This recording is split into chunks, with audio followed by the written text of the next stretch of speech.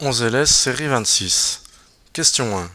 7,5 à la puissance 3 divisé par 2,5 à la puissance 4. Alors, c'est une série avec calculatrice. Donc là, on va taper 7,5 puissance 3. Donc la puissance s'obtient suivant les calculatrices en appuyant une touche qui ressemble à un accent circonflexe, ou alors sur certaines autres calculatrices, on a un petit x avec un petit y par-dessus qui symbolise donc x la base et le y la puissance. Donc si on tape ça sans faire de faute, on obtient 10,8. Question 2. 1,21 fois x puissance 4 fois 4,35 fois x puissance 12 divisé par 2,5 fois x puissance 13. Alors avant de se jeter sur la calculatrice, on va faire un petit peu de tri, à savoir que là on va mettre ensemble tout ce qui est coefficient et puis mettre ensemble tout ce qui est puissance de x. Ça nous donne 1,21 fois 4,35 et le 2,5 il est dans des parenthèses qui suivent une division, donc il divise, multiplié par donc x puissance 4 fois x puissance 12 et même chose pour le x puissance 13, il est dans la parenthèse qui divise. Voilà, et donc la première partie coefficient, donc on tape à la calculatrice, ça donne 2,1054. Et pour les puissances de x, donc là pas besoin de calculatrice, au numérateur x puissance 4 fois x puissance 12, ça nous donne x puissance 16, le tout divisé par x puissance 13, et donc là encore, règle de calcul sur les puissances, on va faire la différence 16 moins 13 pour obtenir x puissance 3. Donc 2,1054 fois x puissance 3. Question 3. 3,5 fois 10 puissance 12 divisé par 7 fois 10 puissance moins 5. Donc le mieux pour ne pas se tromper de sens, c'est d'écrire ça sous forme de fraction. C'est-à-dire 3,5 fois 10 puissance 12 divisé par 7 fois 10 puissance moins 5.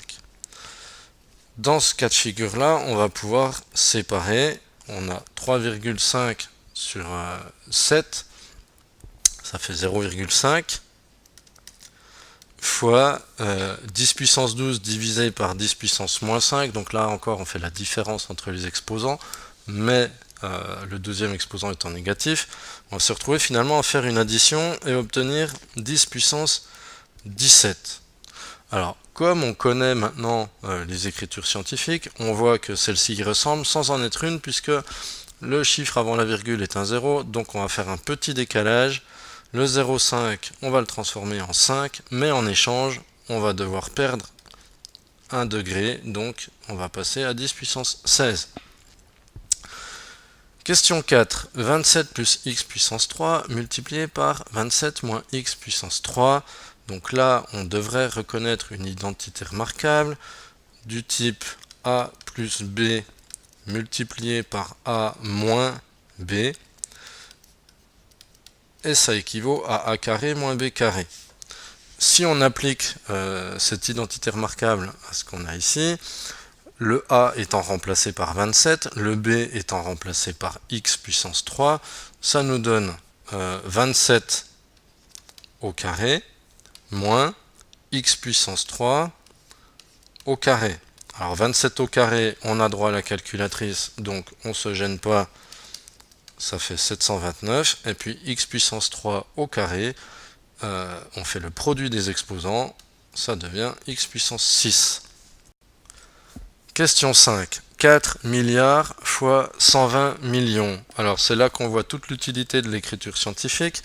Donc 4 milliards, c'est 4 fois 10 puissance 9 fois 120 millions, donc c'est 120 fois 10 puissance 6.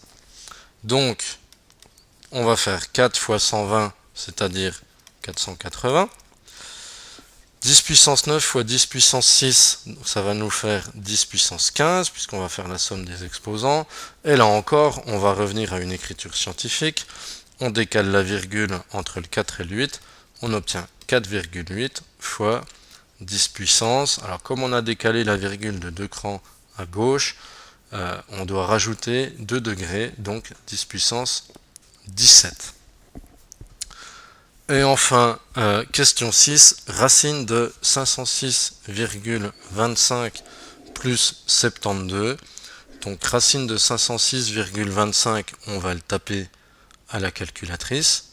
Et donc, on obtient 22,5